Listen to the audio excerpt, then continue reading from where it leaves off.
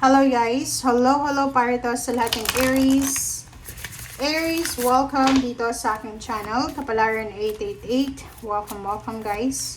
Alamin natin kung anong messages, vibration, gabay energy para sa lahat ng Aries. This card is timeless. Hindi card, this reading. Timeless siya, Aries. So, pwedeng mag-resonate siya sa'yo sa ngayon, bukas makalawa or tapos na. 28, it's 10. Seeing both sides. Okay, take a step back and try looking at this from a different perspective. So, Aries. Okay. Maraming nakikita ka sa paligid mo na medyo intimidating sa'yo.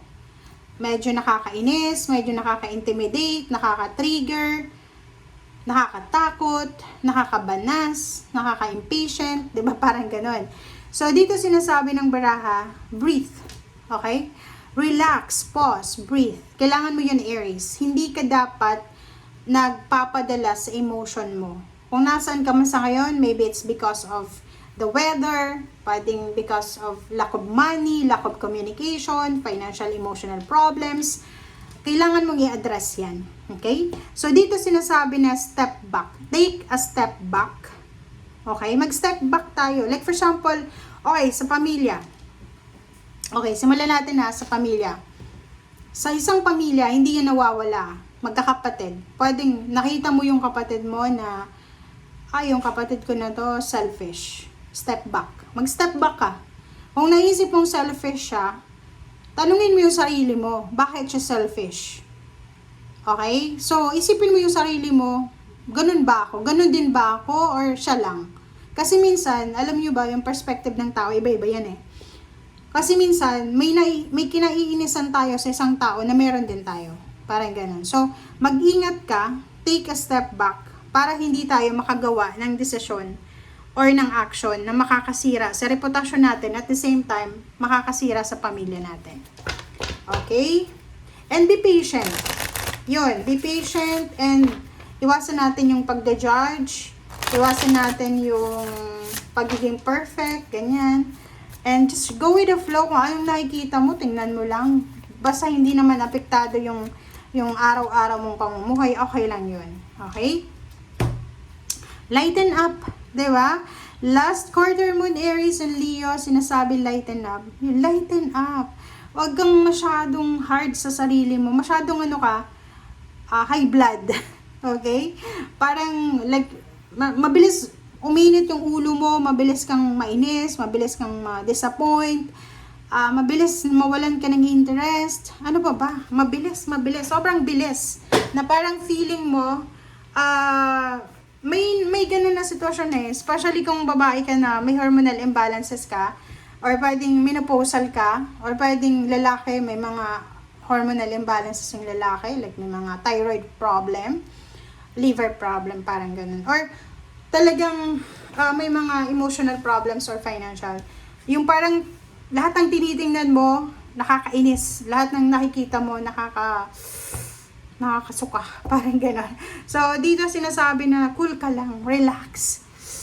Breathe in, breathe out, Aries. Okay? Yun ang kailangan mong gawin. Kung nasa Pilipinas ka, slow down. Sobrang init sa Pilipinas. Iwasan natin na yung blood pressure mo tumaas dahil sa sobrang nakakainis na environment, nakakainis na pamilya, nakakainis na proseso. Basta relax ka lang.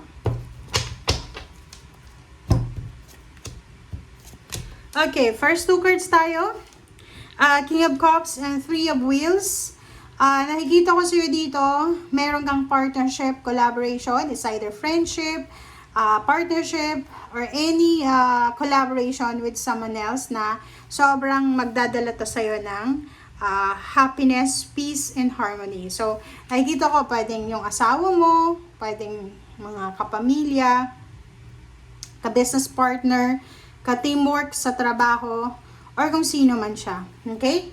And yung iba din sa inyo, kung ikaw ay business person, sinasabi ng barahan na smooth lang yung mga tao na ka-deal mo ngayon or sa mga susunod na araw. Okay. Aries, nakakaloka ka talaga. Nakikita ko dito sa Aries, mayroong Aries ditong pagod na siya sa pag-handle ng mga obligations niya. Pwedeng isa siyang breadwinner or pwedeng isa siyang, ano bang masasabi natin dito? Breadwinner ka ba? Ano ba? Kasi parang eto, ang dami mong daladala, kaya nga lighten up kasi pwedeng ang dami-dami mong bagahe na daladala. Okay? So, 10 of Wands, obligations, duties, responsibilities, lighten up your load. Okay? 5 of Cups, naghihintay ka ng mga tao na pwedeng tumulong sa'yo. Kung nakikita mo na walang mga effort yung mga tao, yung parang feeling mo ikaw lang yung nagtatrabaho, kailangan mong sabihin yan sa pinaka-head, like, sabihin mo na pagod ka, ganyan, ganito. And wag mong kikim-kimin yan na nararamdaman mo. Pero relax ka lang dapat. Okay. Nakikita ko sa'yo dito, yun nga ang sabi ko sa'yo dito sa 2 cards na merong Aries dito na pagod siya sa trabaho, pagod na siya sa emotional problems, nasasaktan na siya. Kaya parang feeling niya, yung parang pasan niya yung mundo.